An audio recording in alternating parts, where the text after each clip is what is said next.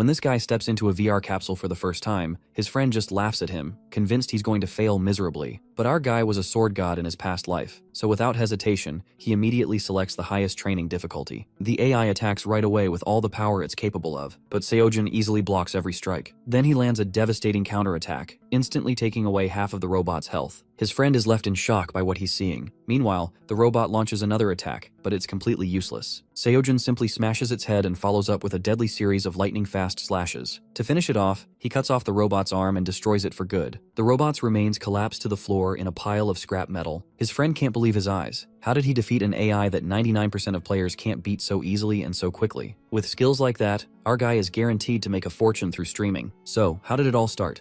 In this world, champions of virtual reality streaming are decided by a grand-style tournament called the League of Streaming, won once by Shin Haeyeon 6 years ago. Today, our protagonist Seojun is working in the boring research and development sector. He used to be a retired gamer who can't play anymore because of his crushingly low synchronization rate. But thanks to the advancements in technology, people like him with physical impairments can now also play. Except for one small problem, the capsule costs him a whopping 100 million won, which is just a teensy bit out of bro's budget who barely has 500 won to his name right now. The capsule is a device that helps people in various sectors of life, but the most popular one of all is undoubtedly virtual reality gaming. The entire world was quickly taken by the storm of the capsule technology, until our boy ended up experiencing a brutal incident inside the capsule. Back at his dorm, his roommate Kim Tae-woo is watching Shin Haeyeon kickstart the event match for the upcoming tournament. The League of Streaming is no joke. It's disgustingly popular in Korea and worldwide, amassing nearly 15 million people watching. Swords are still considered meta, but that's not alone to win either. Tae-woo himself got eliminated while using a sword last year. Also, he's a veteran streamer who is shocked that his buddy is suddenly interested in streaming. Seojin suddenly recalls his earlier meeting with Ji-hye, who explained that if he won the league tournament, he could keep the capsule to himself, and until then, she's happy to let him rent it without any cost. This gave Seojin the idea to participate in the tournament. Tae-woo thought of it as a ridiculous plan coming from his non-streamer friend. However, our boy has been getting a calling from deep inside his heart to chase his glory days of the sword. Because thanks to Truck-kun, he has already once lived a former life as the unparalleled sword god, one whose blade cuts through dozens without mercy. A memory of the past swallows him outside his control, regarding a secret black market that opened around the full moon. Right there at the bottom of it, sat someone who was going to be used as a tool. That someone happens to be Seojin from his previous life, a boy who was a slave to his fate and nothing more. But then bloodshed ensued as every man in the room was slaughtered in cold blood. Someone had rescued this child, offering his aid, seeking to help nurture the boy and welcoming him into his home. Back then, if his badass master hadn't arrived, his life would be far different. So the prodigy ended up being saved from his despairing fate, which later progressed into a heavy duty of upholding the traditional path for Seojin,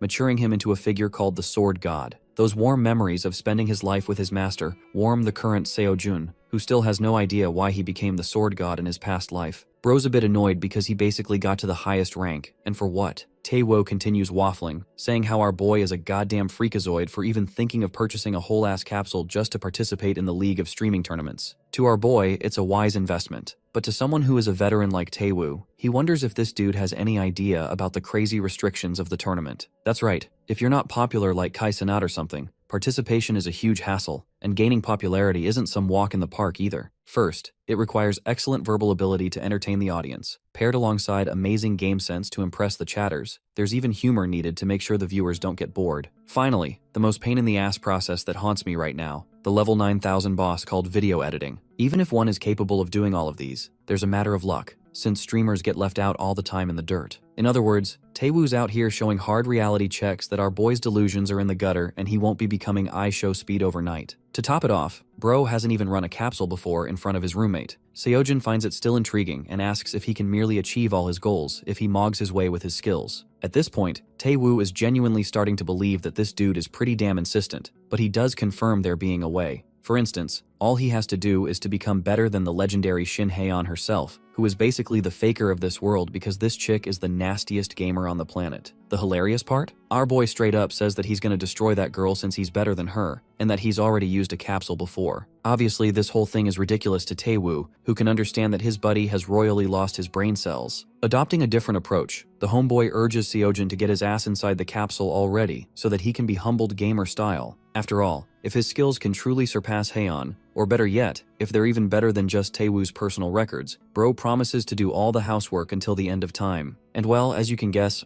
our boy is already smirking. probably thinking to himself that he's got himself a personal maid for free. Seojin confirms the deal, and the capsule slams shut, connecting him to the virtual reality world with a 10-second countdown. The system addresses him with his ID, as well as a playtime and creation date. The thing is, the former sword god is badass enough and never really cared about the world of streaming, but something about his master's words from his previous life still rings true to him. The wise teacher once told him to start anything regardless of his clumsiness in life, because hesitating means risking not achieving anything at all. If you ask me, that's better advice than anything Andrew Tate's bald head has said in the past 4 years. Opening his eyes, Seojin embraces a new setting, entering the training ground alongside Taewoo, who is also immediately transported here. Our boy asks for information about the place, and learns that it's a basic game inside the capsule, a place where there's a sparring AI for record-based progress. Seojun is a little annoyed that he can't just face Taewoo directly and run the fade check on his chopped haircut, while his roommate is cocky and doesn't want to make the newbie bleed too soon. Checking system details, our boy learns that there's a level 1 through 10 system for the AI, and level 10 itself mimics the style of the person who has cleared level 9 with the best score imaginable. Long story short, Shin Haeon has held that record for half a decade, so level 9 also runs on her replay, but that's far-fetched, because to get to 10 in the first place, the other levels need to be cleared, which is tough on its own.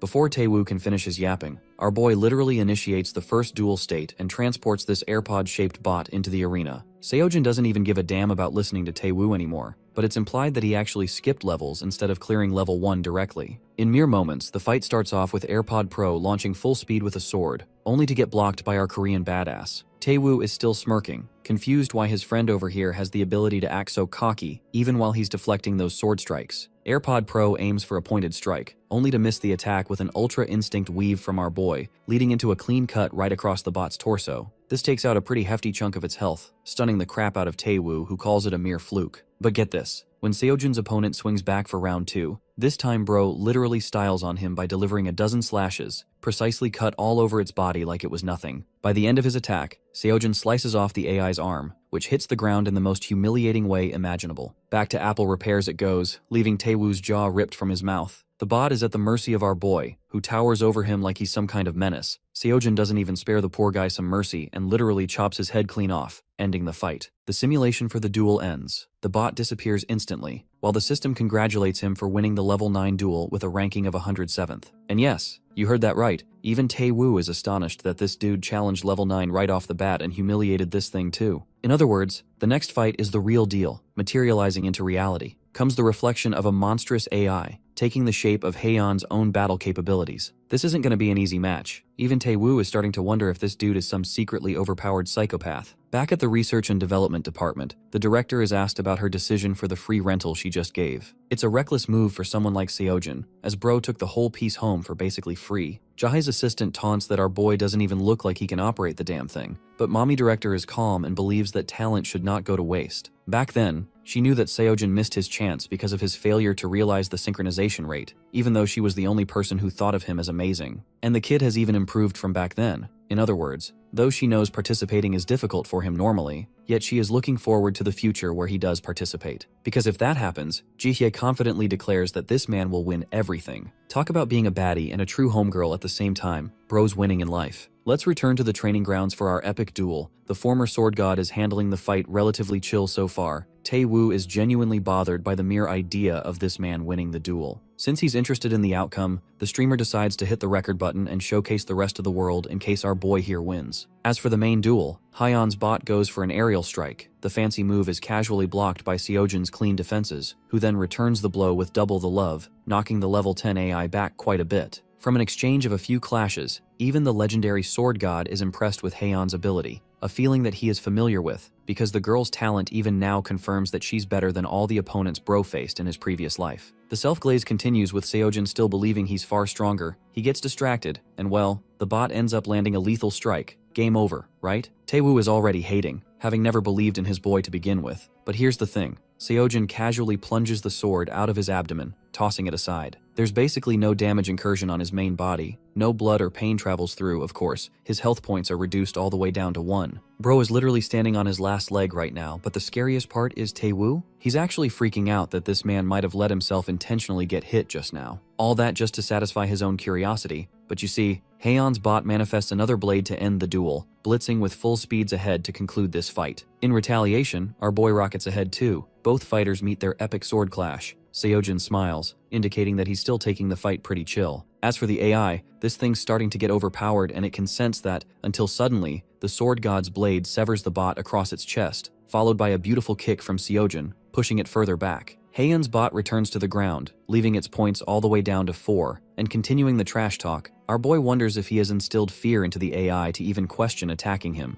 Bro out here making ChatGPT afraid, Seojin propels for his own offensive initiative, seizing the early draw, nearly cutting Heian down, but the attack is blocked just in time. Despite the successful block, the force behind our boy's swing is so powerful that the AI's sword begins to chip and shatter. Only Dune fans will get that reference. Taewoo watches in shock as the sword shatters apart, concluding the strike and practically guaranteeing our boy's victory. Now Seojin towers over the AI, having it at its mercy. The trash talk continues with Bro saying that the AI needs another 8 years just to beat him, and saying so he cleaves its head off, winning the duel. Taewoo is out here starstruck. The real owner of level 10 has now changed, matching it to our boy's abilities now instead. Seojin, looking badass than ever with that clean fit, wonders if he's qualified now. The following day, Bro's fancy new housemate is already bringing him food and water, overworking the ever-living crap out of Taewoo at every opportunity. I mean, look at Bro suffering in the background, realizing that he made a bet with the worst dude ever. That's gonna be us too when ChatGPT takes all our jobs. Anyway, Seojin only just installed the game the other day, making him wonder if he should log in and prepare stuff for his first stream. He goes inside and boots up the system. To his surprise, Bro is transported to a white space. Having no idea or sense of belonging to what this location is, he focuses on the system screen, welcoming him to the player lobby where he can get ready before moving on. Our boy suddenly remembers that streamers usually get ready here before continuing on, so he has a rough idea of this place. Except it's pretty damn plain right now and looking like a hospital ward. Still, Seojin goes with travel right off the streaming platform. His only goal in life for the moment is to climb the ranks, building his reputation so that he can qualify for the Leo's tournament. Since he booted up the platform, the stream initiates right away with his chosen game. This one is called The Dawn of the Assassination Squad, which is giving me free roaming vibes right off the start. So the idea is that it's a medieval assassination game. The goal is to eliminate targets using unnoticeable methods. The same game surpassed 2 million viewers just on opening week, and its popularity continues to soar sky high.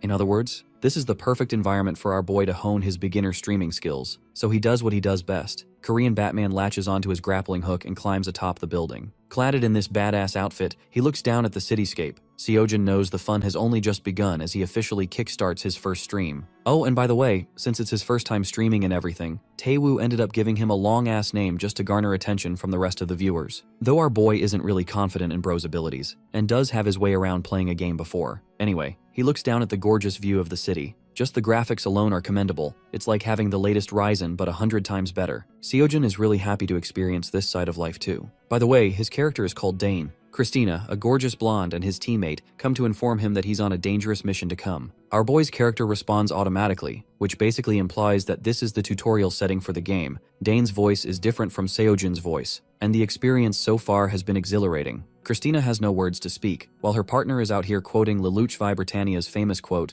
"Those who kill must also be ready to die." The girl is fed up with his corny ass and urges him to be careful, but Dane keeps it chill and tells her to head back. Before leaving, she hands him a note, expressing that there's no truth here, so he's better off doubting as much as possible. This confirms to Seojin that the mission has officially begun, as his character is ready to doubt even the chaotic setting. Let's change the view. Korean Batman is out here swinging from building to building like budget Spider-Man all of a sudden. After his super cool landing, Seojin receives a notification from the system of his abrupt tutorial auto start. From here on, he's on his own, but there's no path ahead except a blocked passageway. Our boy is given a hint to climb up the pipes, which is a pretty odd assignment. The sword god is on his way to become the pipe god, and speaking of piping, Bro's piping skills are pretty smooth, allowing him to leap up without breaking a sweat. At the top of the roof, we have Seojin questioning why his body is automatically moving all by itself, a nod to the amazing immersive environment. He begins to wonder if it's all over, and if he should enjoy the auto mode tutorial. The auto mode is slammed with a proper tutorial quest to assassinate someone called Etere,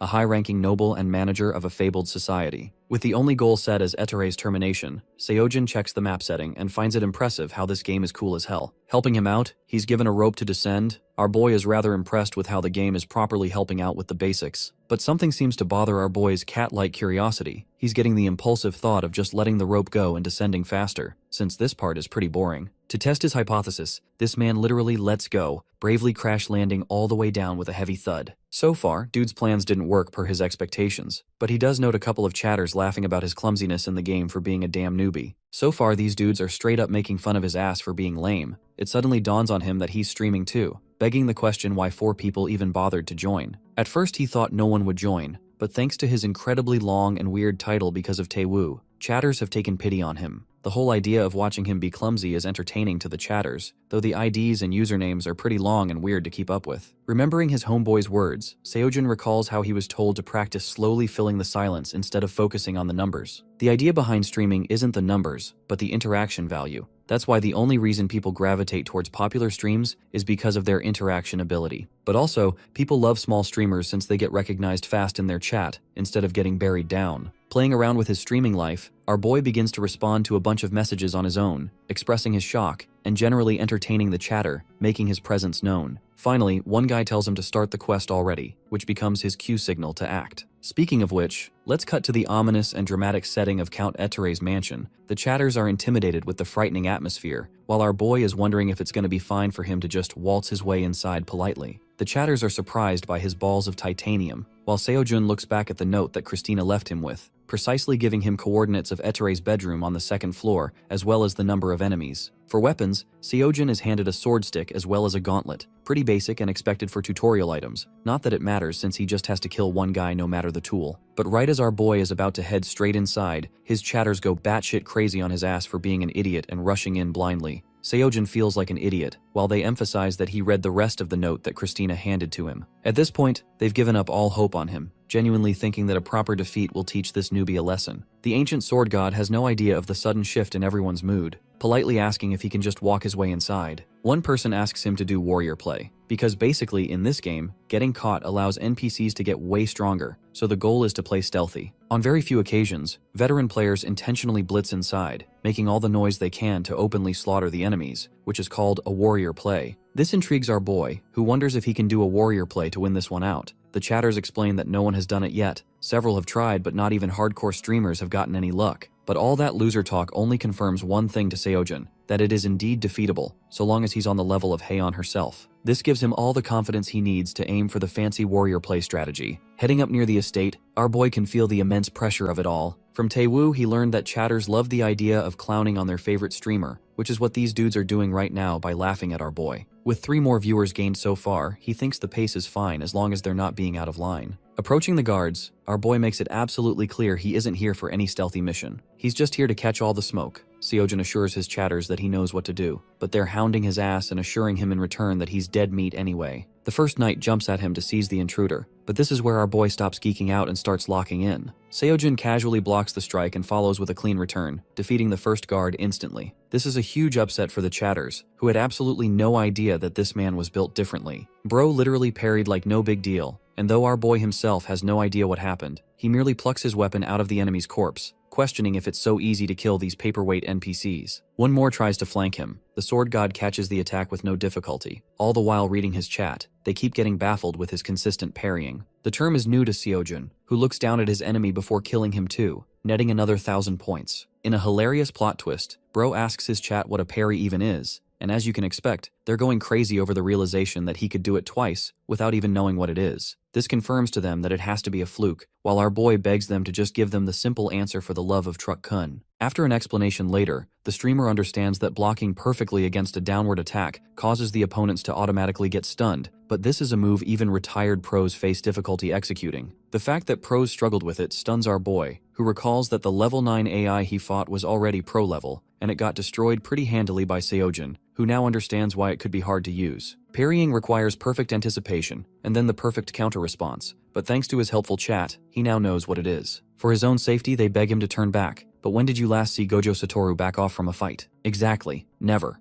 This is too easy for Seojin. His words begin to cause literal chaos in the chat. Half the people call him a lucky bastard while the others praise his talented movements. Anyway, the situation isn't too far off from his previous life either. Thanks to his own lowly background, people doubted him. Even after he defeated several big names from big sects, he was constantly underestimated. Seojin can tell that it's not exactly the same, but the situation is still similar. Lost in his thoughts, he arrives in front of 5 armed men. In the end, nothing really matters. He just has to prove his worth through sheer, undeniable results. Which he does by straight up sending the first dude to the Shadow Realm. Another one flanks him with an aerial strike. The perfect parry opportunity arrives. Seojin gorgeously maneuvers back and confirms a hit, before landing hit after hit after hit, elegantly cutting all his enemies down. By the end of his slaughtering sequence, all bodies topple at his feet. He has become the aura monster that Subaru from ReZero, the anime, flopped to become. Radiating confidence, this man declares that they're gonna need at least 108 best Shaolin masters to even chance taking him down. Bro's words are so corny that the chat doesn't even get what the hell he's talking about. One last guy tries to run off to request reinforcements, only to get his head destroyed with a brutal stab. One thing's for sure, Seojin isn't soft. This man is a cold-blooded killer. 6 new bodies are added to his body count. His performance so far is genuinely enticing the chatters to ponder if this guy even is a beginner, or if he's gaslighting them all. One specific commenter begins spamming, and gets a warning that he'll be banned if he continues the behavior. The guy politely stops. Seojin knows that he needs to maintain order in the chat, but then he's met with some bratty chatters who don't give a damn about being banned from a loser streamer's chat. To give this arrogant prick exactly what he wants, our boy quickly bans his first viewer, maintaining peace for everyone else. The rest are happy with the outcome, which surprises the streamer, who realizes he's doing well, though he has no idea because of his past life experiences. Back then, the major sects always imposed restrictions on him, so he never knew what place to call his home, yet he couldn't even hide his talent, turning him into the lone sword god. Again, Bro's lonely ranting is interrupted with his master's ramblings, so he quits dozing off on that and reads the chat again. The dudes are intrigued how this guy has god-level control, or if he's using some kind of trick. They spam so many comments to know about his secret, and keeping it chill, our boy simply throws a thumbs up and says they have to remember their past lives. It's such an airball advice that they all go silent, before exploding on him for speaking nonsense. Anyway, Seojin navigates his way further inside, calling in all the attention from the rest of the guards, who have surrounded him from every direction like he's some god-level threat. Instead of being intimidated like the chatters, this guy is relishing the joys of being the first newbie who can pull off a 13 combo parry. The guards charge full speed to take down the steamer, and with only one enemy, the mission seems easy. But Seojin is out here delivering wide slashes, taking down multiple opponents all at the same time. 2 guys get him from the back, but his spatial awareness accounts for that, causing him to duck with ease.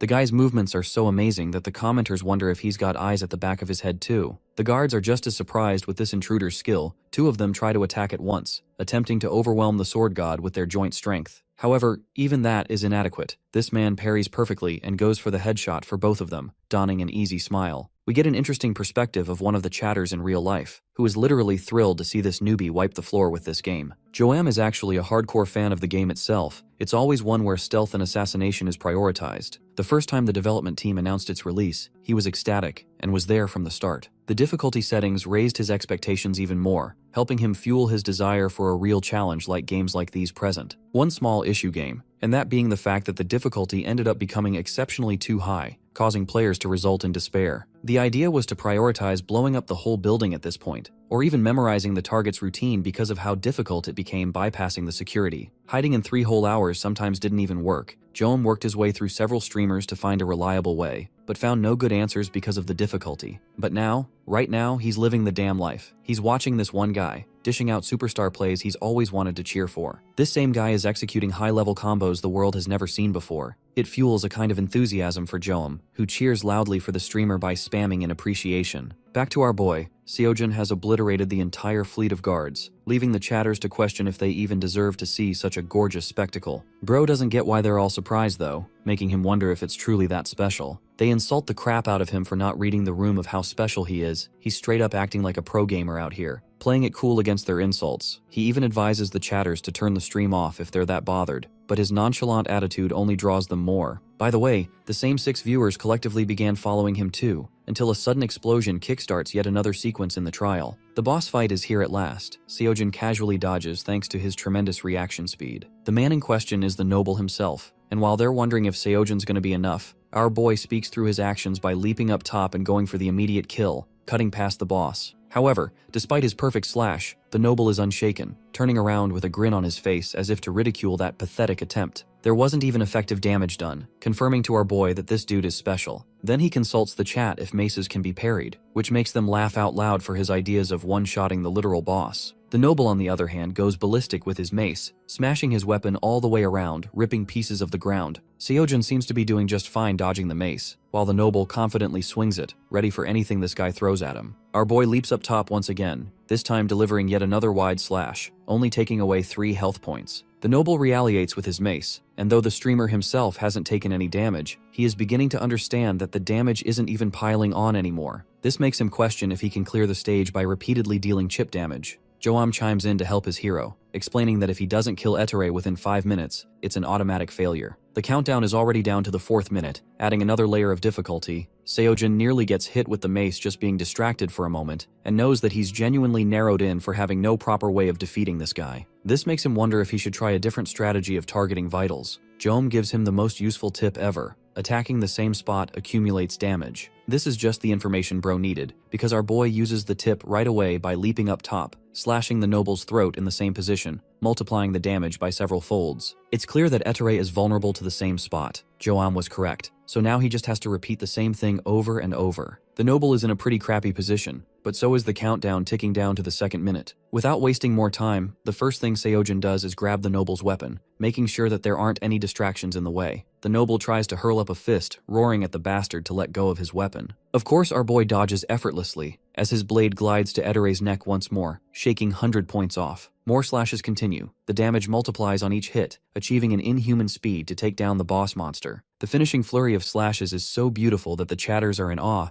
Only 1 hit now remains to go for the killing blow. Things are down to the last minute, and well, Etere's frantically rushing about, panicking and cursing at the assassination squad, declaring that he will not be taken out so easily. The mission ends right then with our boy delivering the final cut, concluding the streamer's amazing run, with a viewer quietly watching what went down. Joam couldn't contain his excitement. He had just witnessed one of the best things before his eyes. The news of our boy's clearance spread fast. By the way, we find ourselves back to the estate, where Etere is pulling one last move, surprising Seojin by casting a myriad of magic circles all over the place. Out comes the rumbling explosion, devouring the whole estate in destruction, nearly swallowing our boy too, but luckily he escaped. Seojin had clearly underestimated this guy's guts, having no idea that he could pull such a self-destruction magic spell at the last moment. Right as he came out, our boy ended up being confronted by even more guards, who ushered to catch the assassin swiftly. In the end, our boy ran away, escaping into the woods, completely exhausted and having used up his stamina. Yet the chase doesn't end. An arrow comes bursting his way, striking his shoulder as he leapt off by the edge of a cliff, realizing that he'd messed up.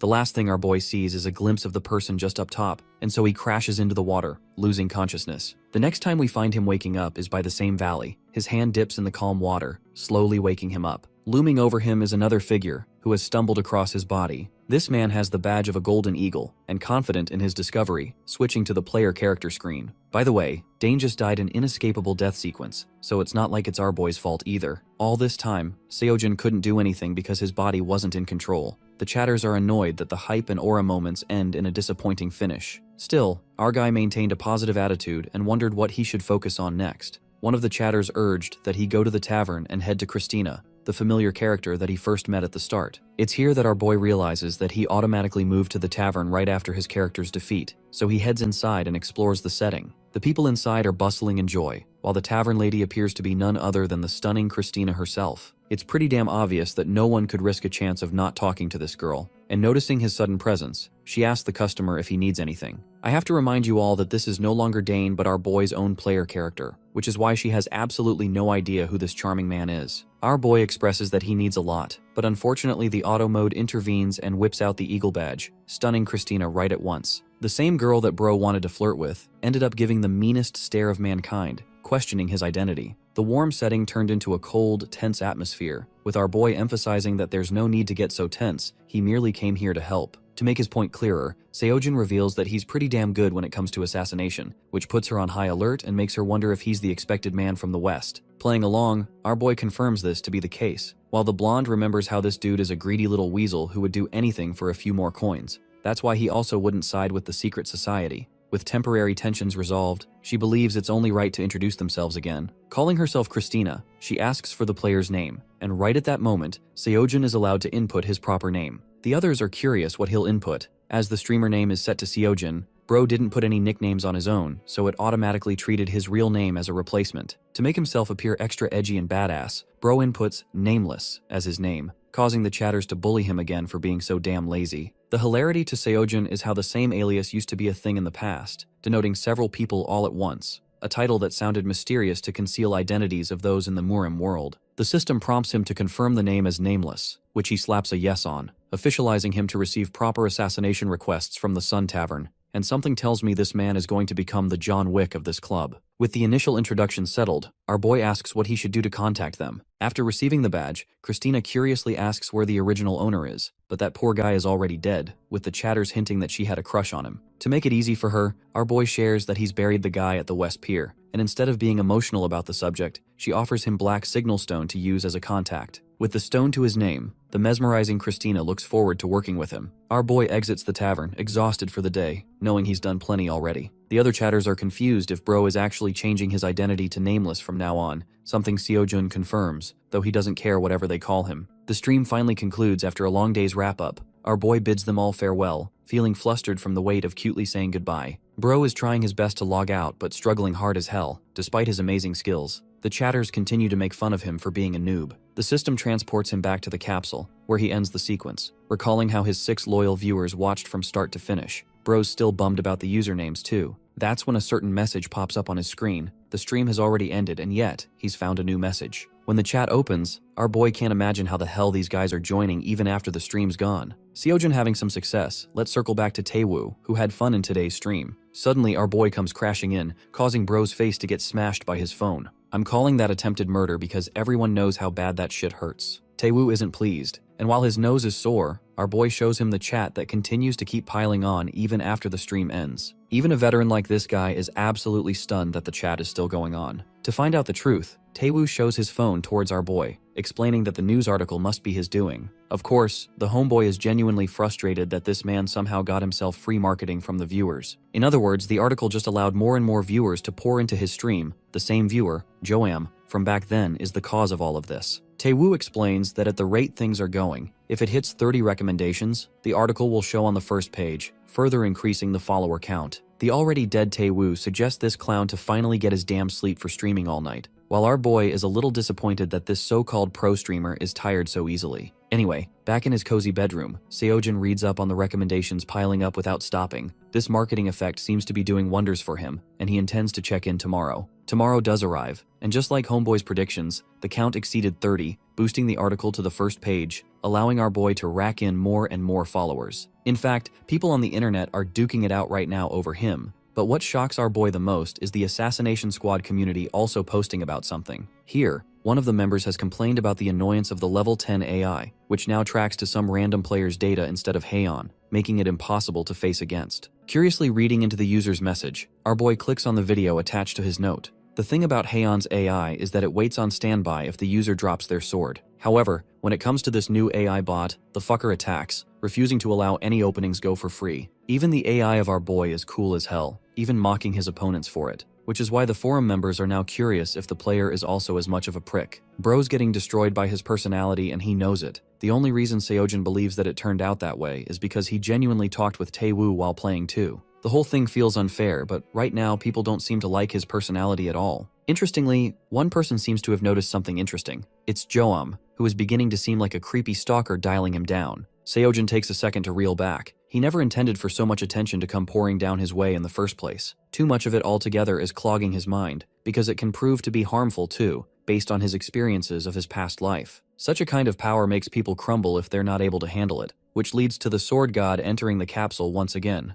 knowing that he just simply needs to keep on grinding. His goal is to advance slowly, taking him back to the lobby area, which now shows his current sheet. The same guy who had 6 followers has now shot up to over 400 in a single day. Sure, these new guys are something, but the only ones who truly watched his stream were the original 6, which makes him wonder how many will join today. Curious, he starts his stream. The system greets Seojin and brings him back to the dawn of Assassination Squad game. This new stage is the city of Altion, which is further divided into 4 districts: Royal, Aetherius Spire, Gilded Quarter, and finally the Low Quarter. Each represents a different class of people. Players are going to be receiving assassination missions to go from one location to another, but it's actually possible to end up assassinating without having received a mission too. Exploring this new setting, our boy says hello to his lovely viewers, who encircle him with love and anticipation, wanting to see this guy's real skills in action. The new guys are honored to join the nameless stream. Our boy assures everyone that Jome isn't the one screaming this, and that he didn't bribe the kid either. The controversy is killed within seconds, clearing all rumors of paid marketing. Out of excitement, one guy donates 10,000 won right off the bat, questioning how he can find etere in his own manner. Since this is his first donation, Seojun is a little pleased, and illustrates an easy answer to just strike repeatedly at one spot.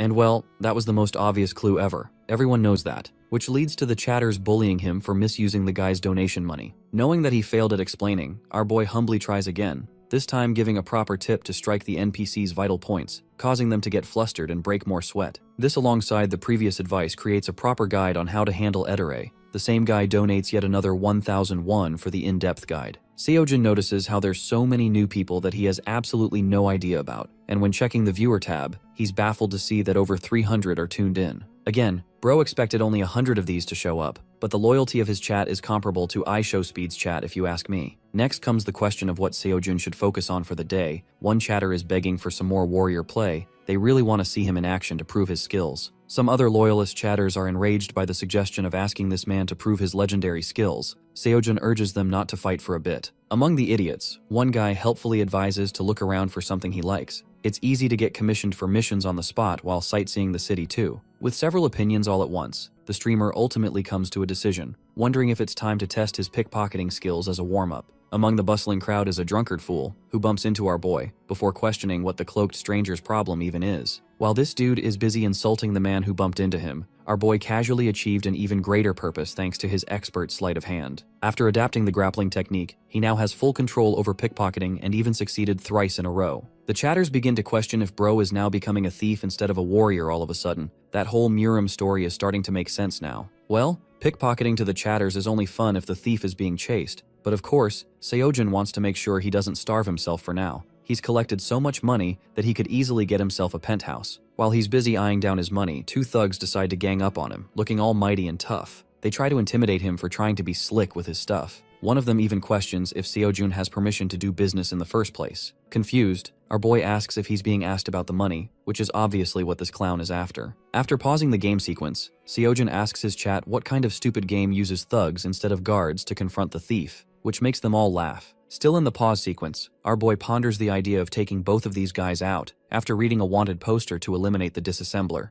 Apparently, there's the goal of eliminating the gang boss, cleaning the market in the process. The goal is simple. Today's stream to our boy is going to consist of a lot of cockroach termination in these streets. At the same time, his very own chatters have no faith in this dude's abilities to catch the disassemblers. Some of them are excited because clearly this man doesn't even know what he's dealing with. The scene switches to the side of the disassemblers, that badge-wearing gang who is after one man. Alpaca, one veteran streamer with an amazing average viewership of 10,000, is fearing for his life for being caught in the middle of an assassination challenge. His chances are looking pretty slim right now, and his luck is pretty trash as the candle wax just next to him ends up melting, pouring down on Humpty Dumpty's bald head. The streamer is cooked because now his position is revealed, concluding the game in his death. With the mission restarting all the way over again, he curses his fate for dying repeatedly to these stupid gang members. Even his chatters remind him of his 4-failure streak in a row. The guy is fed up and genuinely wants to eliminate Drake to deal with the 4th district as a whole, but that's not an easy task. Even his loyal chatters know that it's impossible for a dude like him, especially when the rulers are unbeatable. The rulers are a special team of the syndicate responsible for managing the 4th district. These guys are also the main villains of the game itself. First up is the Grand Majesty Queen. Then there's the master of the Ethereus Spire, even the head of the Royalist faction, and finally the boss of the disassemblers, ruler of the 4th district, a fellow called Drake. This guy is specifically known for being extremely difficult to track. He's like a bug who spawns in one of 10 different bases. Quite the risk to start with. Anyway, Alpaca takes the map to hopefully try again, this time checking Drake's location first up. Based on the information he knows about the troop, it's clear that the 4th district's leader is hiding in some other place that isn't easy to find. One donation leads him with 10,000 won, asking that he do a warrior play instead of struggling so much. Alpaca is being pressured, and has no idea what warrior play he's even supposed to do in this damn game. The others are dead-ass serious about the suggestion, asking him to take a look at the community, which crops up his interest, causing him to go and check what's going on. In his mind, he's really hoping for someone to clear it, so that he can serve this person as his master and get a warrior play of his own finished on the leader. His words are quite the big deal. Alpaca thinks it's ridiculous for anyone to clear Drake in a warrior playstyle, so he doesn't really give a damn. Bro is just cheesing it when suddenly, all of his chat members begin to laugh in his damn face. Dude realizes his confidence is going to end up in the gutter. His own viewers call him a pathetic loser for being so much of a coward. The dude is getting even worse treatment than our boy, with more donations pressuring him to follow through with his words. Right then, the scene cuts to an invasion in one of the bases. The disassemblers immediately set up a formation to block the assailant, who is none other than the Chad of all Chads, Seojin himself. Just 30 minutes before Alpaca's Till the End stream declaration, we had our boy who met the thugs in the alleyway. The alley's atmosphere was notably dark, but the best lead Seojin had was to follow these guys without any intentions of fighting. He's also quite surprised when he learns that the syndicate is not easy to catch. The chatters berate him for thinking that hunting down the rulers is going to be a cakewalk or something. Our boy has absolutely no idea about the rulers either, getting him shit-talked and laughed at for a whole minute straight by the entire chat. Some are so entertained they even begin donating him. Well, the good news is, at least our boy managed to personally look up a guide to hunt down Drake last night. But even after all the choices he had, he found the plan difficult to execute. Then came the very simple strategy: beat all their asses and literally make sure he makes them suffer. Anyway, Seojin was told to surrender everything that he had, even the wallet he stole earlier, which these guys seem to perfectly know about. The chatters think this fight's gonna be an easy piece of cake, because this same dude wiped out 13 dudes on his own. Ginger Hair is trying to intimidate and threaten him, but Seojin is stone cold, glaring at them as they command him to just surrender his money and they won't eat his face off. Asking politely, our boy asks if they know about Drake's location. Obviously the thugs confirm that they know, but they're genuinely bothered that this idiot is casually asking about their boss's coordinates. Knowing that these clowns won't comply so easily, Seojin believes kicking their asses is the only way to handle things. Bro's punches are the best way to communicate the message after all. These poor victims had no idea what they were getting in trouble with, and foolishly decided to flank our boy from behind. The former sword god swiftly leaps up and away, dodging the strike and gaining perfect distance from the first attacker. The second one comes piping hot, nearly stabbing his face, but Seojin is able to evade and toss this man's body like it's a piece of cardboard. The first dude is down, and his weapon is now Seojin's to use. Then comes the redhead, who thinks shouting his attack is going to lend him an advantage. The punk gets perfectly parried, stunning him momentarily, and using this momentum, Seojin aims for the finishing blow, ending another one of their lives. Just like that, all of these punks have been eliminated warrior punk style. The chatters are super impressed and entertained by this streamer's unique playstyle.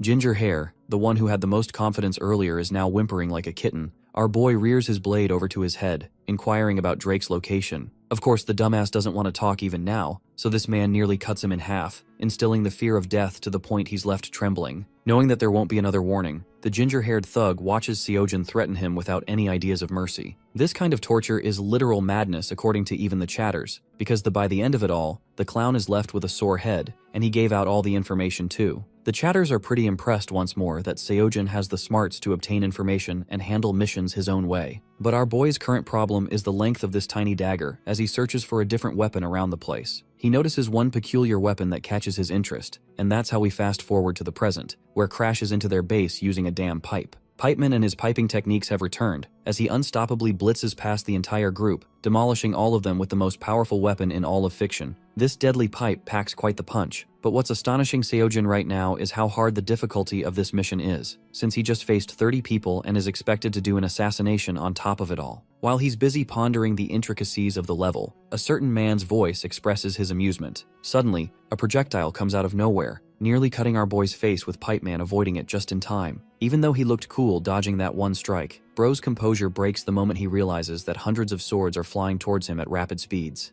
Temu Gilgamesh is back at it again with his projectile ability, but worry not because our boy Aura farms to the moon and back by using his trusty pipe to deflect them all. The chatters can't even fathom his godlike reaction speed, earning the praise of the leader himself. At the same time, the player's actions have notably upset Drake, and so he taunts Seojin, questioning if the filthy casual can parry what's about to come next. The leader of the disassemblers throws his special knives imbued with magical energy. All of them shoot full speed. There's just way too many of them to deal with. So this time, Seojin goes for the smarter approach by whirling his pipe in a circular motion, blocking each hit that was meant to turn him into a cheese slice full of holes. The deflections are beautifully delivered, causing most knives to get pinned in the surrounding, with even one of them slicing past Drake's face, making him bleed. Our boy has the greatest shit-eating grin ever, as if to say, "Gotcha, bitch," while his fans continue to cheer for him, yet question all the same why he couldn't parry that. Drake now holds the player in high regard and asks for his name, only to learn that he's nameless. The basic NPC response praises him for having such a name, and he even nods to the fact that the strong deserve to be respected. Hence, this man stops holding back and releases all of his strength, gathering dual blades, as well as 2 chain spears for his weapon, making him a complicated opponent. The chain blades are the first ones to come after the sword god, who deflects the first hit casually, not knowing another one is pushing for an attack from behind. It really seems like this one is going to connect, but right at the end, Seojun beautifully connects a kick, knocking the blade up and breaking its momentum. Back when Drake was only throwing daggers, our boy had the impression that this dude was a fraud even worse than the noble Edere. But with the current state of things, Seojun can finally understand why this weapon alone makes it a real challenge to defeat Drake in a fight. The sword god respects the developers for placing emphasis on battle mechanics, which almost exclusively encourages you to aim for warrior plays. Drake questions if his opponent has stopped attacking, and because of that, he's the one to rally in for the offensive, clashing his blades against our boy's godly pipe. The godly pipe is still mighty enough to overwhelm Drake, causing him to use his chain spears, which are also successfully evaded by Seojun. The chatters are starting to get bored of the fact that he's only playing defense so far, and Seojun himself has now assessed that this guy is even more difficult than taking on 13 guards at once. Regardless of the difficulty, the sword god has survived the mountain of blades and the forest of swords in his previous life, which means he always knows a path to victory. The solution for this opponent is to cut past the distance and penetrate through the layers of defenses. Drake anticipates Seojun's move, but right as he even responds with a counter, our boy ends up successfully parrying the aerial stroke, stunning the leader right into position. This attack normally kills regular mobs, but someone like Drake can only leave him with a window to attack again. At the same time, he's figured out that the chains will always position themselves to protect the leader, but the same doesn't work for him. In other words, the sword god merely has to connect a proper hit, so he activates a stance of his ancient techniques, planting his feet into the ground and transferring all his powers from his solid lower body to manifest the ultimate high guard stance. The spirit of the sword god channels through to him, as this time Seojun leads with the finishing blow aimed right at Drake's head, obliterating him in a single hit. The chatters have absolutely no idea what just happened again. All they know is how easy this man makes everything look with his skills. Because the game is virtual reality itself, Seojun lacked the confidence in his technique just now, but it seems to have carried over without any problems. From his footwork to the twisting of his torso, each movement of his arms, everything is fine-tuned to the smallest adjustment, which means it's not much different from having a real body. Suddenly the chain slips and tries to catch our boy off guard. Seojun dodges and gains some distance, and it appears the big bad guy still hasn't gone down. He aims to kill the invader with more of his offensive maneuvers. Only this time, our boy is faster and delivers a cut so strong that it breaks apart the chain weapon Drake had. Thanks to this, his opponent is no longer protected. Something about swinging his weapon gives our boy a sense of ecstasy and proof of his existence from his previous life. The clash results in utter domination for Drake, whose blades are flung about. Standing over is Seojun, ready to deliver the finishing blow, which he does by using the same pipe to unleash destruction. By the end, Drake's face now forever kisses the ground, while the system concludes the end of the adventure by killing the leader of the fourth distraction. As expected, the chatters immediately start dick-riding our boy, even though they love trash-talking to him every other time. Seojun notices his viewer count, which shoots up to 450 watching, once more experiencing a massive jump. At the troop location, Seojun is left questioning how the hell his viewership began skyrocketing, rising higher than even his current follower count. For a moment, bro starts genuinely blushing, even though my guy was exclusively told not to obsess over these numbers. Still, the feeling makes him really happy, and my guy's poker face is barely containing his happiness. The rest of the chatters are beginning to think that this manny is playing his own different game with the question he's asking lately. A donation of 10,000 won from Spoon Murderer comes with the message that this man creepily murdered everyone with a pipe. Thus the alias Pipe Murderer is born. The scariest part is that even without the damage increase buff, this man would have easily defeated Drake with ease. Thanking the donator, our boy is confused about one main thing. Why the hell are the guards still not here? The place is vacant and guards normally should flood this place, but apparently guards never waltz in between missions, though they're always going to pop up during pickpocketing situations. Heading out of that location, our boy is met with another cloaked player who has no idea about. Seojun inquires about their identity, and well, it turns out to be Christina instead of a proper player, looking gorgeous as always. She's brought him a hefty salary for helping free them of oppression. This reward also comes with an increase in his reputation for succeeding. The strange part is how he's receiving a reward, despite not catching Drake while officially being on a mission. The chatters confirm that this happens all the time. Rewards are common even without a proper quest. Still, it's not like bro can spend this money. He's got all the pipes in the world to use as weapons after all. The hilarious part is that Drake is watching from heaven, questioning why this psychopath bothered to kill him when he didn't even want the money. The next question is where our boy is headed next. Christina wants to know but respects his privacy and heads out looking cool as ever. Seojin bids farewell to his baddie, returning to his mission. The so-called assassination was never even a success since bro never attempted it in the first place. Still, it's time for my guy to clock out and end the stream. He's tired of his life and wants to leave already, but his parasocial fans are dying for him to hang out just for a bit longer. Completely burned out, Seojin bids farewell and leaves, awakening from the capsule and emerging outside of it. Taewoo is sitting there doom-scrolling. It's weird enough that he's here in his room, explaining that he watched the guy's broadcast and found it fun. That much is fine, but our boy really doesn't like the idea of someone else being in his bed,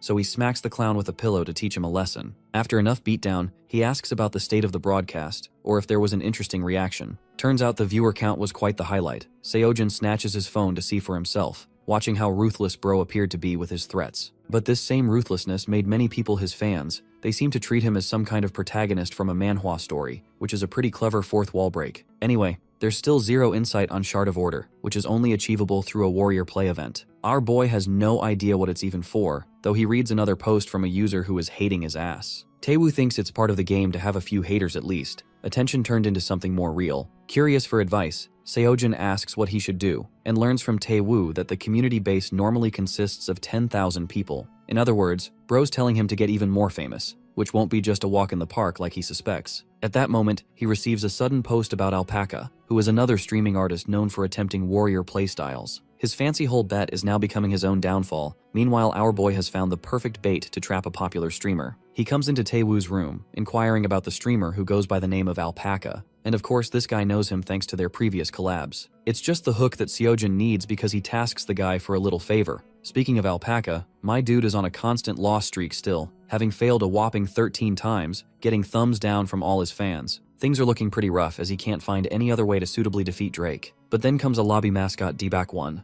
This thing is a cutie pie, but instead of comforting him, bro spits on his face, scaring the crap out of the dude. Not even the cute animal shows any respect for my guy anymore. Still, he can't sit around moping about his situation right now. One of the donors reminds him of his bet to serve anyone who cleared the Drake quest through warrior play. The immense shock that this man experiences when he goes to check the forum and clicks the link to see how one dude managed to defeat Drake, that being none other than the nameless Seojin. It's unfathomable to the blonde how this guy managed to get one over the 4th district leader, prompting all sorts of questions about his identity. Coincidentally, he also receives a sudden text, startling him, but the moment he opens it up, he's surprised to see Taewoo, who intends to connect the two streamers together for a conversation. At movie Soft Korea, we have Eve Paimo, the CEO of the company, enjoying his coffee, when suddenly bro's day is ruined with his assistant crashing on the door. The dude scolds him for ruining his coffee and asks for an update, only to learn that something massive has just happened. One ruler has been defeated through the process of warrior play. The scene becomes tense right off. Drake is confirmed to be the defeated ruler, but his defeat to the present seems understandable since the other rulers are way more powerful. Paimo always suspected someone to beat the guy someday anyway, and believes this isn't an issue. If each Shard of Order gathered, however, their plans will be ruined forever.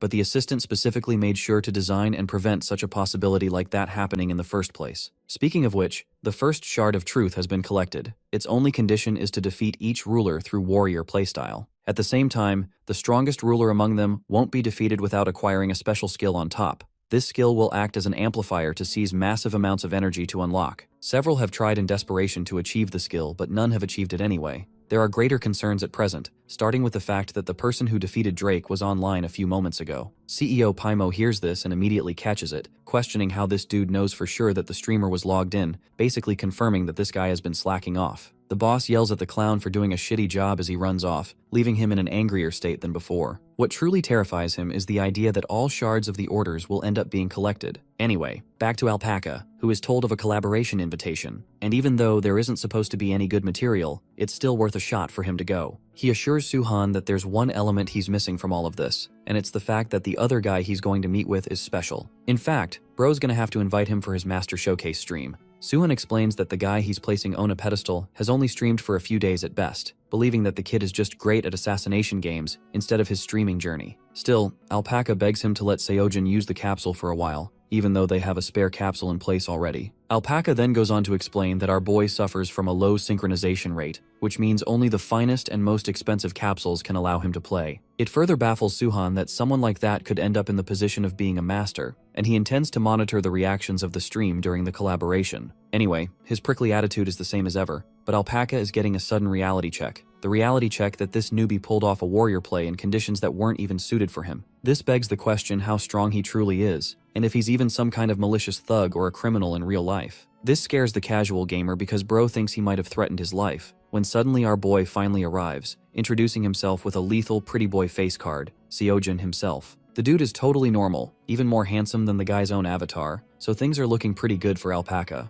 Bro's getting so much insecurity because he knows he has to customize a crap out his character just to reach Seojin's beauty standards. Anyway, Taewoo is also here to accompany and mediate them. The party acclimates with each other and they're brought into Alpaca's residence. Inside, the place looks pretty elegant. The workspace and living location is different. Taewoo wants to help Alpaca out for coffee, so both of them catch up with each other, leaving our boy all by himself to meet with Suhan. The guy introduces himself as the manager and editor of Alpaca's streams, and our boy casually shakes his hand with zero animosity. He wonders if this is some kind of way to assert dominance. Suhan straight up calls the shots on our boy's low synchronization, even piling on Seojin's lack of experience. Keeping his composure, the sword god responds politely, sharing that he first played the game 7 years back. This changes the situation a bit. Suhan is curious what his level was back then. He doesn't believe for a second that this man was in silver, and somehow became god level after a break. In fact, this guy wants to test him right away in the sparring ground, insisting that he test his skills in front of everyone for himself. Taewoo teases this angry editor for being so bitter, even playfully warning the dude not to spar with Seojin.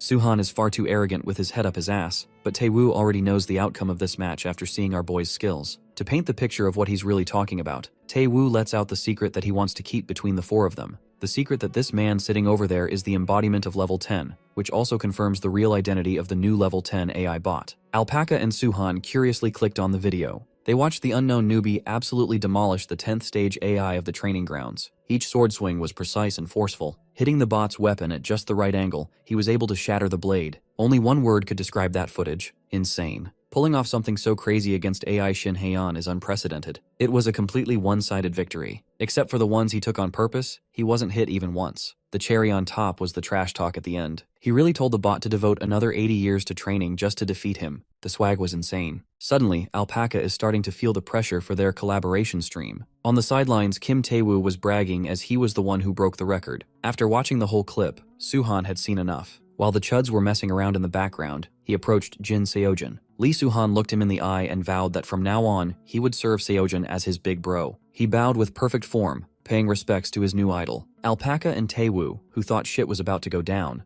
but they were worrying needlessly. Seojin, on the other hand, was left standing there in utter confusion. Lee Suhan wholeheartedly stated that anyone good at gaming is a big bro that must be treated with respect. While Seojin was thankful for the acknowledgement, technically speaking, he should be treated as a big bro. Considering his age, it would be more fitting to call him an elder. The goofballs just watched them interact while snickering amongst themselves. Taewoo's annoying laugh had to be shut down via a tissue box to the face. More importantly, Alpaca remembered a certain incident 7 years ago, around the time Seojin quit playing. Could it be possible that he was that user on the verge of making waves back then? Suhan interrupted his suspicions by reminding him that it's almost time for their scheduled broadcast. They need to get ready now. Even though he should be thinking about the stream, Alpaca couldn't shake the feeling that there's more to Seojin than meets the eye. Or maybe he was just overthinking things. Before Seojin could murder his roommate using a box of tissues, Alpaca invited them to the stream room. Lee Suhan enthusiastically led his big bro to his personal capsule to use for the collab. He was practically groveling and pleading for big bro to use his console, casting his own boss aside with a slap in the face. Finally, Alpaca clicked the go live button, and the chatters quickly flooded the stream. They have been eagerly waiting for his broadcast. With a playful smile, Alpaca appeared in front of his audience. He had announced the stream in advance, and his audience was getting antsy to get to the main event. Alpaca was disappointed to see his chatters hype up the collab while ignoring his intro. All it took was one positive comment to lift his spirits up. Finally, someone tuned in to see him.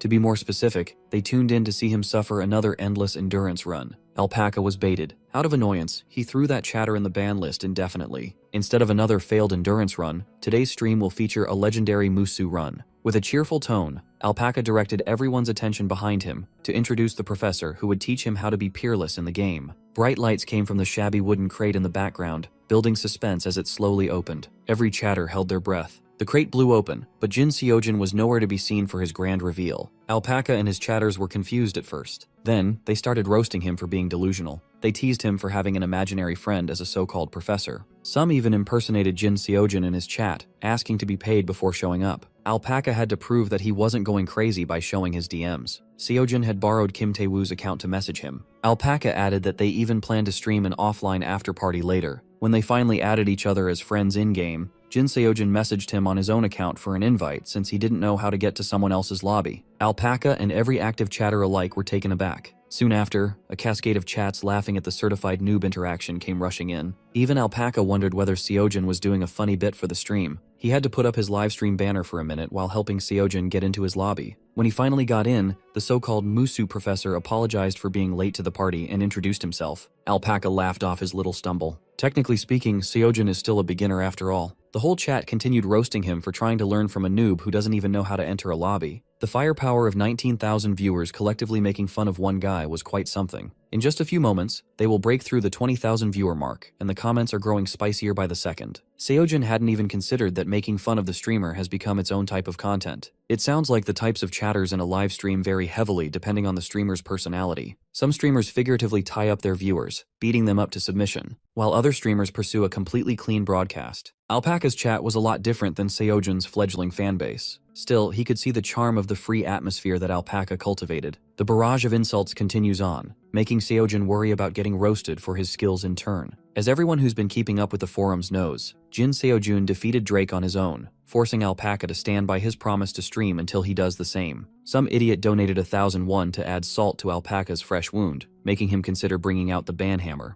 Seojin tried to hide it, but seeing the goof get cooked by his chat was really funny. When asked not to laugh, Seojin stifled his chuckle and admitted that he feels a slight sense of responsibility for putting Alpaca in a difficult situation. He added that he was wrong for defeating Drake without realizing that someone out there was confidently declaring it impossible to defeat a boss with Musu gameplay. The chat was heavily on board with Seojin's indirect roasting. Alpaca watched as his guest took control of 20,000 viewers like a natural. Considering how many people were watching, he seemed awfully relaxed. Actually, it looked like he was enjoying every bit of attention. Alpaca played up his loser persona and begged his so-called professor to save him from his past mistakes. For today's broadcast, the stream with Seojin will be split into two portions. The first one is finally going into the game with Seojin to receive his godlike teachings. The next portion will have to wait until the Musu endurance run succeeds. Before they boot up Dawn of the Assassins, Alpaca asked him what basic skills he leveled up. Much to his surprise, Seojin answered that he had never touched a skill. He basically grinded barehanded. Alpaca thought he would have at least put points into basic passive skills that increase attack and movement speed. But Seojin truly was a skill virgin. He's practically a god gamer running around and soloing bosses naked. Alpaca was utterly astounded by what he just heard. Naturally, he asked why on earth someone would do that to themselves. The truth was very simple. Seojin didn't use skills due to the simple fact that he didn't know how to even access that shit. He thought it would sound a bit pathetic if he just admitted that. So, the official reasoning he gave to Alpaca and his chat was an aura answer. He didn't use skills because he didn't need to. The chatters praised Seojin for being a gigachad, and continued roasting Alpaca for being a useless chud. Ever since Seojin showed up, the entirety of Alpaca's live audience, all 25,000 of them, had turned on their streamer. At least the viewer count is still increasing at a rapid pace. The second thing he'll be doing with Seojin is related to the subject of skills. First, Alpaca played a clip for his chat. It was the first video recording showing the discovery of the seam. A random user uploaded a clip of himself accidentally finding the so-called seam and crushing the enemy's weapon in the process. It was followed by a quest to unlock a skill called weakness detection by destroying 10 weapons by finding and breaking their seam. The chat refused to believe that Alpaca could pull off something so complicated. He yapped about the concept of seam that comes up in fantasy novels. It was basically a fancy term for the weapon's weak point that allows for exploits. If Alpaca can find 10 of those, he can unlock the Identify Weakness skill. So far, he's found a total of 2 seams. One is from a rapier that happened to break by accident, and the other is the seam of a longsword he learned about through a side quest NPC. As for what kind of skill Identify Weakness is, Alpaca had no idea. It is the last skill he has yet to unlock in the game. Apparently, Seojin thinks he can figure out the rules behind those seams on his own. By claiming that Seojin could essentially break the game on his own, Alpaca sowed distrust among his chatters. To make things a little bit more exciting, he proposed a bet on whether Jin Seojin could figure out the trick behind seams before today's stream ends. You see, Travel has a channel point system where viewers can accumulate points by watching any broadcasts. Chatters can use their points to change chat effects or make various demands to the streamer. It cannot be converted to cash, making it a trivial currency. However, there was another real reason channel points are universally beloved among viewers: gambling. Baby. The channel point prediction option allows them to bet points on the outcome of a broadcast freely. Alpaca gave his chat plenty of time to submit their bets, with plenty of choices for putting their channel points in. They could bet on finding 2 seams by pure luck, maybe 3 or 4. They could also gamble on a complete strikeout or a home run. Obviously, the majority of his chatters would take the safe bet while trashing the degenerate gamblers who were betting on the underdog long shot. As the name suggests, a safe bet is the more likely outcome, but the payout is low even if it hits. On the contrary, an underdog bet has horrible odds with the possibility of a huge payout. The mass majority gravitated towards predicting the discovery of two seams by pure luck. Now that he's familiar with gambling terms, Seojin addressed the chat in earnest and encouraged them to bet on the underdog to 100x their channel points. The first to follow his encouragement was the assassin of Joseon, one of Seojin's first viewers. The madman bet every point he had saved up for 3 years, trusting that his streamer would hit a home run. Naturally, Alpaca's chat clowned him for being a sucker. Seojin, on the other hand, congratulated Joam in advance for the guaranteed 100x max win. Finally, Alpaca and Seojin booted up Dawn of the Assassins. They spawned near a lavish mansion where a young NPC was sadistically cutting up a young man. The young man desperately apologized to his lord on his knees, begging to be spared. Instead of showing mercy, the young lord dared his victim to run away and save himself. His palms are sweaty, knees weak, arms are heavy as he crawled away, but Lewis Neville never intended to let him go. Watching the torture scene from afar, Alpaca explained to Seojin that Lewis is the son of Richard Neville, ruler of the far northeast. Alpaca dared Seojin to check the young lord's skills and lend him an ordinary steel sword to use. Even if one knows where to hit the seam to break it, actually pulling off such a precise strike is not that easy at all. Alpaca would know. He tried recreating the video many times, and he found it harder than parrying. While he was yapping on and on about how luck plays a part in breaking a seam, Seojin pounced at the sadistic brat. He broke the enemy's flimsy sword in one strike and pressed the attack for a one-hit KO. Just like that, he unlocked the quest to unlock weakness detection. 1 seam down, 9 more to go. The chat buzzed with a mix of praise for Seojin and mockery of Alpaca. The Musu god is just built different. Admittedly, Alpaca failed a ton, barely succeeding in breaking Lewis's rapier. Still, one successful attempt doesn't necessarily prove that he could replicate the process. But that only applies to normal players. Jin Seojin, nameless himself, had finally confirmed that his method was correct. Still skeptical, the chat called him a snake oil salesman for trying to sell them an impossible idea. Alpaca tried to keep his chat in check, but the guards finally arrived, and they were marked as intruders. This was the perfect opportunity to convert the non-believers one slash at a time. Seojin was very familiar with the concept of exploitable weak points. In his past life, the Shaolin monks who achieved insight were able to see beyond the surface world. Even though his martial prowess as the sword god was at the pinnacle, he was not a monk, so he couldn't see what they saw.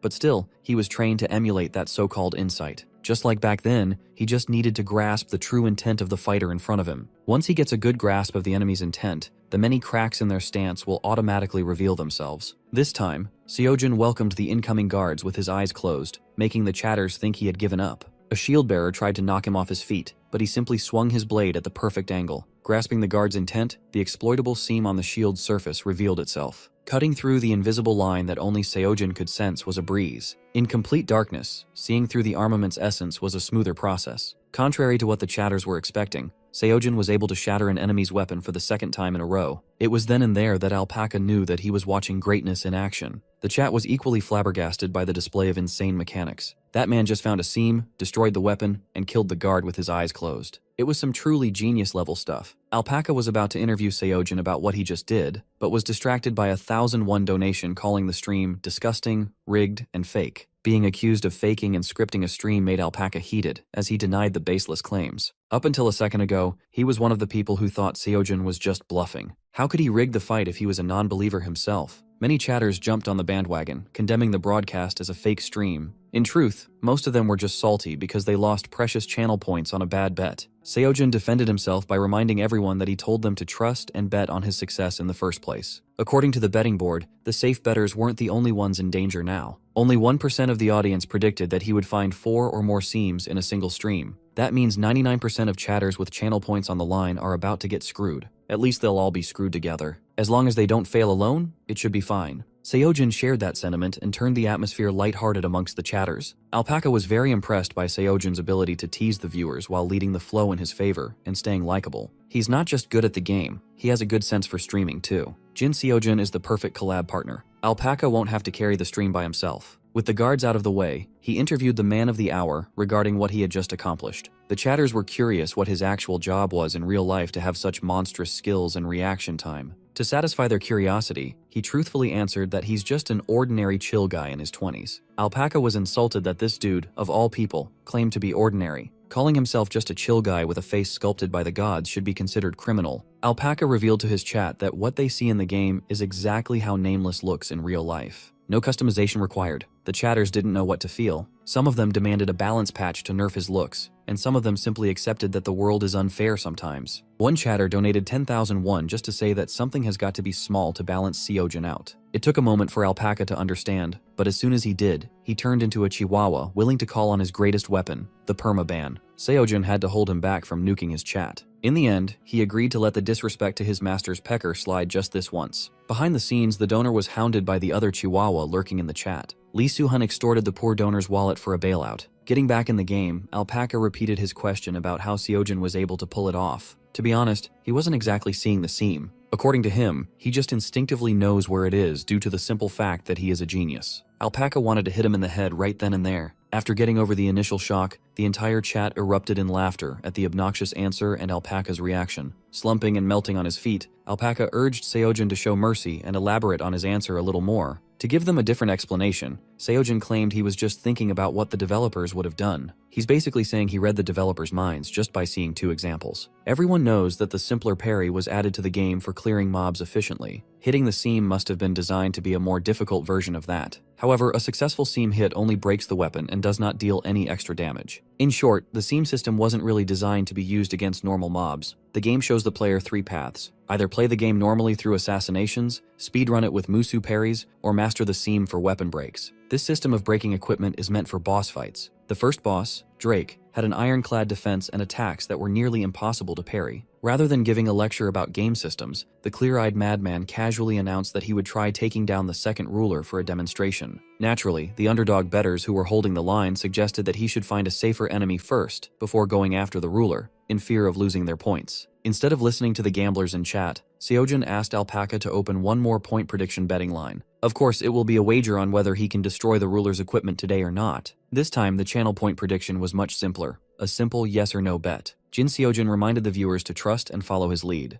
Go all in on yes. After killing the son, it is now time to face the father. The ruler of the far northeast, and royalist leader, Richard Neville, was programmed to avenge his piece of shit son by any means necessary. Clad in full armor and equipped with a great sword, he suffocated Seojin with non-stop attacks. Despite the ruler's onslaught of deadly and unpredictable attacks, Mr. God Gamer was still in full health. He tried to sense the wildly winding seam running across the great sword, but it felt impossible to exploit. Even Alpaca, who was spectating from the sidelines, had no idea how Seojin could pull this off through sheer mechanics. The fight was taking a little too long for his liking. While continuously bobbing and weaving from ferocious sword strikes, he read Alpaca's waning belief that he could find the seam. He didn't even look at Alpaca's direction, yet he read his thoughts perfectly. The degenerate gamblers in the chat were starting to turn on Lord Nameless. According to some more experienced viewers, Richard Neville's weapon is made of a special material. That sword might not even have a seam to abuse at all. Hearing that stirred Seojin's competitive spirit. His senses expanded past the sword and enveloped the ruler's entire being. It's time to check whether this boss was really unexploitable. Finally, Richard swung his great sword wide and strong, making a full arc. Nameless sidestepped the impact and prepared an attack of his own. The boss was growing tired of his repeated tricks, insisting that nothing could break him. But Richard Neville was sorely mistaken. For the first time since the fight started, Seojin was able to stab a weak point with the tip of his blade. He did not stop there. Taking the ruler of the far northeast by surprise, he drove the blade even deeper into Richard's virtual flesh. Alpaca was hyped. This might be the turnaround he was waiting for. As soon as that blade pierced through the armor's gap, it was basically over. Seojin's view of the seam had never been clearer. He followed that clear line and systematically dismantled Richard Neville's armor with frightening speed and accuracy. The unlock condition for weakness detection requires 10 broken weapons via the seam. He met that requirement in one boss fight by dismantling the royalist leader's armor piece by piece. Alpaca and his chat were losing their collective minds. They never would have thought that the troublesome second ruler of the game could be dominated in such a way. As a result, zero-skill Seojin became the first player to acquire the rarest skill in the game, weakness detection. Like a veteran entertainer, he turned to his audience and admitted his mistake. The chat was right. The ruler's sword was unbreakable without a seam to abuse. The same cannot be said for Richard Neville's armor and body, though. By the time the borrowed capsule opened up, the sun was already setting. When Jin Seojin opened his eyes, the first thing he saw was Lee Soo-hun, respectfully bowing and showering him with praise for an incredible stream.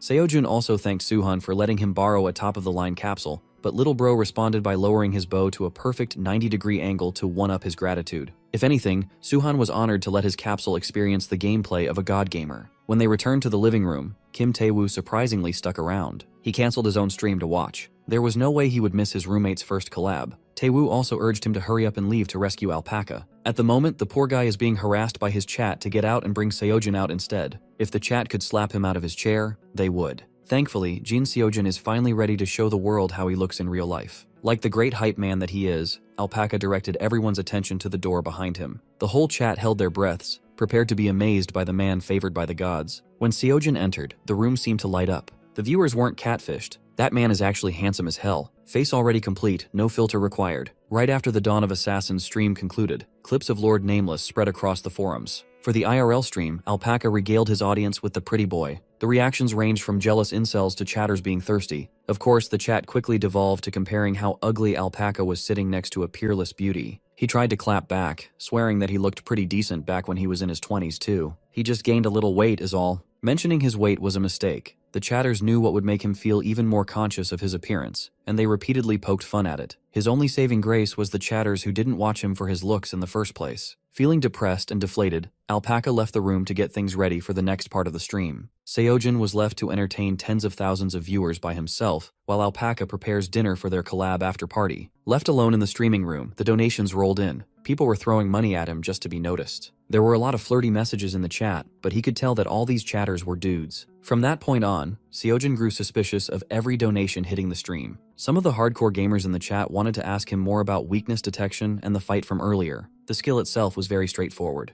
Weakness detection allows the user to more easily destroy equipment by striking along the marked lines. If the chatters want to see more of his gameplay, they'd better tune into his stream tomorrow. It was a shameless self-promo, but the hustle was respectable. Seojin was having fun interacting with the chat, so he opened an Ask Me Anything Q&A. He was asked about what a fragment of order was, but he wasn't entirely sure what they are or what they do. They asked about his workout routine, and he truthfully answered that he mostly just runs. As for why he chose Dawn of the Assassins as his first stream game, a friend recommended the game to him. After the Q&A, the celebratory dinner was served. Kim Tae-woo also introduced himself to the chat as the friend who recommended Seojin to play Dawn of the Assassins. Some of the chatters recognized Tae-woo, flaming him for not streaming and bringing out his GigaChad friend sooner. Some were curious how they became friends, so Tae-woo proudly answered that they've been buddies since high school. They even live together now. That was a mistake. Some chatter brought up the fact that Tae-woo often talked about his roommate in his streams. Unbeknownst to Seojin, Tae-woo's viewers already know him as the legendary roommate. Tae-woo tried to hide the messages in chat, but that only made everyone in the room curious. Suddenly, someone donated 1,000 won with a travel clip attached. Seojin pushed his dumbass roommate out of the way of the phone and opened the clip. It was a clip straight out of Kim Tae-woo's stream, yapping about some funny story. According to Tae-woo, his roommate is a pretty decent guy, but sometimes he does the weirdest things. One day, Seojin got dirt on his phone, and he started scrubbing it with soap. When asked why he was doing all that, Seojin argued that his phone was waterproof, so it's okay. The day before that, Tae-woo asked his buddy to cool the capsule down with a cooler, and that weirdo crouched by the capsule to use a small handheld fan on it. Seojin was wholly unaware that this so-called friend of his had painted him as some kind of freak who knew nothing about common sense. As punishment, Seojin turned his cheek into a piece of meat for tonight's final course. The chat loved the dinner shenanigans a lot. After a great meal, Alpaca formally thanked Seojin for such a great collab. He humbly returned the thanks, given how much he learned collaborating with a far more experienced streamer. Eventually, they broached the topic of Seojin starting an iTube channel. Although he would like to get his videos out to the world, he's still pretty inexperienced on that front. If he's serious about breaking into the industry, Alpaca suggested that he should find an editor first. If Seojin would like, Alpaca would be happy to introduce him to an editor he knows. After a great meal, Jin Seojin cracked open a cold can of beer to unwind. The first sip of alcohol paired with the view from the balcony was refreshing. Alone with his thoughts, he seriously considered starting an iTube channel. According to Alpaca, iTube can only help his stream grow so much bigger. It's a surefire way to blow up, not to mention the sweet revenue that comes from the views. The only bottleneck in how much a channel thrives depends heavily on the editor's skills. Since capsule games are fundamentally different from other titles, it is rare to find an editor who can make them pop. All the editor talk got Seojin curious about how Suhan ended up becoming Alpaca's editor. According to Little Bro, he was just a regular office worker before he partnered with Alpaca. He just stumbled across his stream one day. From the jump,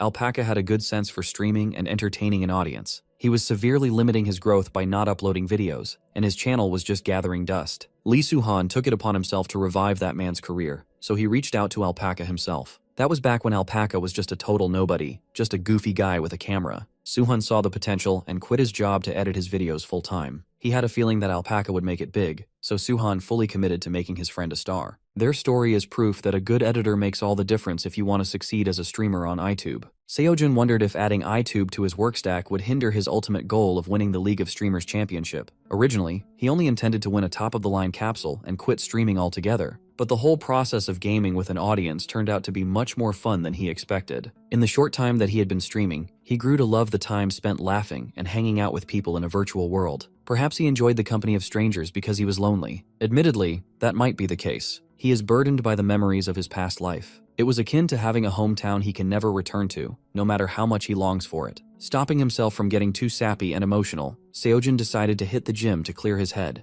At the boxing gym he frequented, Jin Seojun geared up for a sparring match. In here, he doesn't have to think about anything aside from beating the opponent in front of him. His jabs were deadly. Getting hit by one could easily knock out even experienced boxers. The resident boxing coach noted that Seojun only comes to his gym to relieve stress by fighting unsuspecting boxers. Still, it is strange how everyone who gets absolutely pummeled by him somehow gets a lot better. Professional boxers would hail him as their master after a brutal beating. While the coach was watching the spar, the client he was supposed to train was moaning and complaining about the endless treadmill run. Lee Dong-soo, an 18-year-old phenom and a player for freefall, was itching to get in the ring. Coach drilled into the kid's head that all the basics and stamina training he's done for the past 2 weeks will help him in the long run. Dong-soo tried to argue that he's a pro, so he should get some minutes in the ring. He might be a pro, but that's only in the virtual world. Reality is much different than playing inside a capsule all day. Dong-soo's freefall coach instructed him to gain some experience with his physical body. That's the only reason he's been coming to the gym. But at this rate, he might be stuck on treadmill duty until next year's tournament. He feels like a hamster endlessly running in a hamster wheel. Dong-soo threw a childish tantrum, demanding to learn some real-life combat techniques. The other gym-goers barely reacted to his shenanigans. They've grown used to his tantrums. Annoyed and pushed to the limit of his patience, Coach finally allowed Dong-soo to have a quick spar. The kid's eyes twinkled as he asked if he could pick his opponent. Coach allowed him to go wild, thinking there was no one in the gym he could beat anyway. While he was celebrating his escape from the endless torment of the treadmill, Dong-soo heard a body make a dull thud upon falling on the ring's canvas. He looked over and recognized the man in the blue corner as the guy from that viral travel clip the day before. One of his freefall teammates, Min Hyun, wouldn't stop gushing about how good the player named Nameless was, so Dong-soo checked it out. Even Shin Haeon was impressed while watching the videos. Dong-soo refused to acknowledge that the player in the clip was particularly outstanding. Knowing how exclusive this gym was, the young man wondered how a nobody got in. Perhaps the guy was friends with the manager or something. Seojun noticed the red-haired runt looking at him and stared back. Dong-soo was intimidated by the stare down, so he turned around and avoided Seojun's gaze. When Coach asked if he had decided on an opponent yet, he panicked. Coach put his hands on the runt's shoulders and tried to convey that sparring is not about knocking an opponent down. He lectured that sparring ultimately tests a fighter's techniques and shows where they can improve. Muting out the long-winded lecture from Unk, Dong-soo's eyes wandered back into the ring. By his estimate, the man in the ring should be about the same size as him.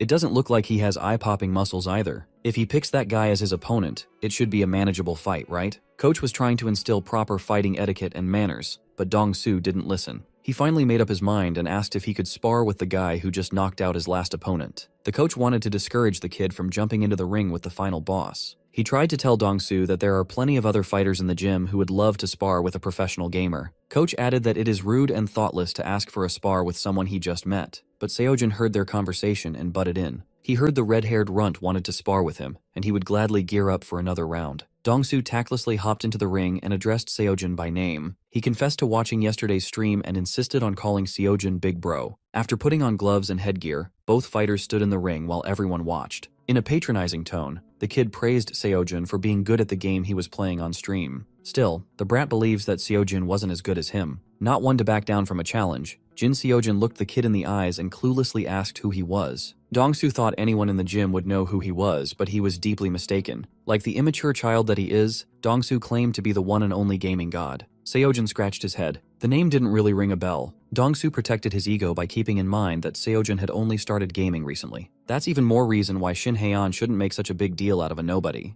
The kid promised to tell Seojun who he is after he wins. In the meantime, he urged Seojun to take this spar as a huge honor to be a part of. Dong-soo arrogantly relaxed his body, believing that there was no need to get serious with someone who had just started gaming. While he was trying to keep the fight polite and easy, Jin Seojun charged at him with murderous intent packed in a glove. One punch was all it took to shut the gaming prodigy's mouth. Our boy is hanging out with his cool PC gamer Pops Jin Ha-jun, and let me tell you, Pops is not impressed with what he's seeing right now in the boxing match. He asks his son if his stream is doing fine, and expresses his own troubles, concerned that his son may be having a dreadful run in his streaming journey. Apparently Tae-woo used to tell them how hard it was to gain even a single viewer. This is funny because it paints the picture that this idiot has been feeding his parents some weird stuff. Anyway, Hajin wants to help out his son and recommends playing PlanetCraft as one of the suggestions. Of course, the main concern for our boy is whether the game's actually doing numbers. His pops believes that playing unique games gets you the viewer base to begin with. But when he asks his son about his viewer count, Seojin straight up says that he's got 440 people usually watching with 3,000 followers. The revelation makes this man spit his damn drink out. Bro is literally having a heart attack over the fact his son's got so many followers. Right after the collab broadcast, the community was seething with chaos. Each post surpassed a minimum of 30 upvotes, and there weren't any posts left to slander our boy's reputation anymore. In simple terms, people finally knew what he was all about, and that he was no pushover or a scammer. Tae-woo out of the blue sends our boy a message, urging him to take a look at another article, outlining how Seojin must be some kind of hacker. Great, another scandalous article that Tae-woo is laughing over. Now that things are going in irrational territories, Seojin has given up and simply reports the misinformed post. What bothers him is if he has to do a proper explanation stream just to clear up the rumors, even though his streaming journey is literally 3 days old.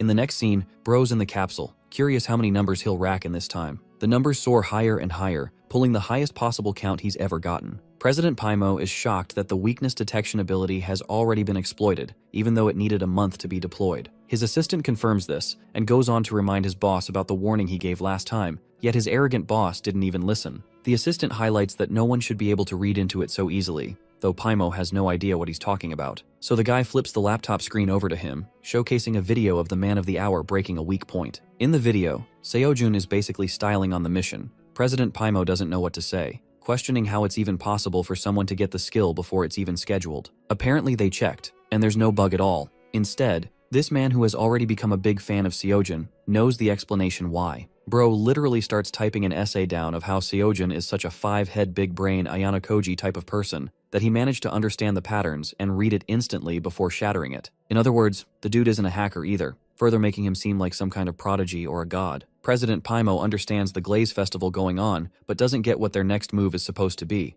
Homeboy asks what they should do in the first place. President Paimo roars at him that he's asking about the state of the fragments and what they should do until then. The fragment of order is not a joke. It's one of the hidden Easter eggs that hinted at the incoming product of the company, because once all 4 of them were gathered, a chain quest would open up for the person challenging it. There's actually a teaser video also prepared for that moment to come. Everything was naturally and properly calculated, a proper method that Paimo himself perfected. One small issue, thanks to the involvement of our boy, the same perfect calculation went off the rails because of one stupid player. Paimo sulks in defeat, questioning how long it will take for them to make another teaser video, which he learns is about 1 month. And if they're really pushing it with the extra hours, it's even possible to get it done within a week. But the big question is, what happens if the streamer ends up collecting all the fragments within the time period? His assistant is happy to answer that one with radiating confidence, because you see, he's fully certain that Seojun will end up gathering all the crystals even before the week ends. Yup, not the answer that his boss wanted to hear. Paimo orders his bitches to get the hell out. Talk about being the most useful and the shittiest employee at the same time. Paimo's done with life. When suddenly he comes across a video of Seojin making waves again, it's so hard to believe that this random newbie is capable of pulling miraculous feats. Even someone in his position is starting to doubt what the hell is going on. Currently, our boy's view count is at a massive 120,000. His techniques are all put up for display, how he slaughtered each and every single one of his opponents with finesse. Each fight is so epic that Paimo has turned into a fangirl himself, who is really happy that someone is smart enough to use one of the original strategies that he devised to take down Drake. It's 3 a.m. and he suddenly realizes that Paimo is feeling a strange kind of fulfillment lately. The game he poured his soul into is being enjoyed by all players in the world, making him really happy. This is the purpose of the game he set out to create, the dawn of the assassination squad. Bro's days are turning into a satisfying twist with the existence of Jin Seojin's existence, who is now hailing himself as a veteran newbie with 1,700 followers. The next time our boy comes up to stream, all his viewers are confused by his sudden change in title. Now that the viewership is doing numbers, the chat is moving fast too. That's why this dude prepared something in advance, Joam being his main line of defense, and the other few chatters being his well-trusted assistants. These 3 are officially assigned the positions of moderators, the world's most serious job ever. The goal is simple: eliminate any trolls or rule breakers in chat. It's also deserving of these guys to become the mods since they were here for him since day one. Our boy actually personally reached out to them and ensured that they all agreed to the deal, except one of them, that being the public restroom guy who ghosted him. Anyway, Bro publishes the new rules for his chat too. There are only 3 basic ones to follow which summarize using one's own common sense. Still, the viewers are curious about the title of the stream, and since everyone has been curious how he managed to find the weak point, Seojun figured why not show it to them. Bro apologizes first, before revealing how he connected lines that were similar parts of the equipment for an easier cut. He then decided to report it himself, knowing that no one would believe him anyway. A pretty insane move on that end. That's why Bro's stream title is about accidentally using a hack, which makes the chatters lose it because they can see how this man is trying his best to maintain fairness. With enough explanations aside, it's time for the broadcast, and at great timing, a notification pops up. Our boy assumes it's for the mission, but nope,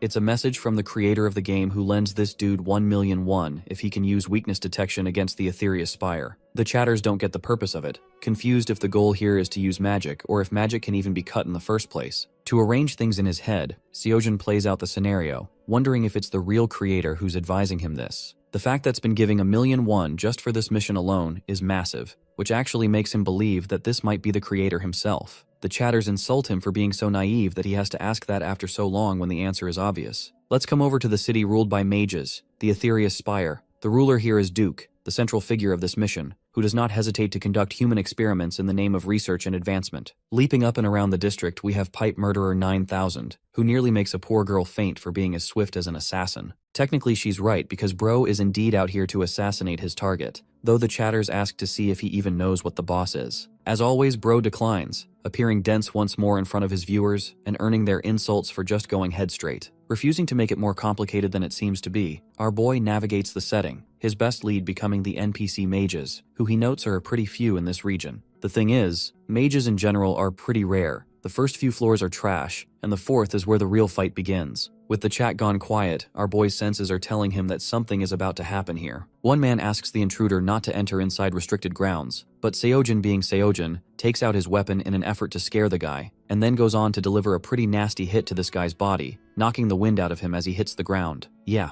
I don't know about you guys, but I'm not calling that a light hit. Suddenly, Bro's body begins to experience several changes, as if it's forcibly paralyzed out of nowhere. Back there, a mage spills doom for the intruder who can't do anything from his position. Next, the same mage fires a heated blast, one that the sword god cannot even avoid from while he's immobilized in one spot.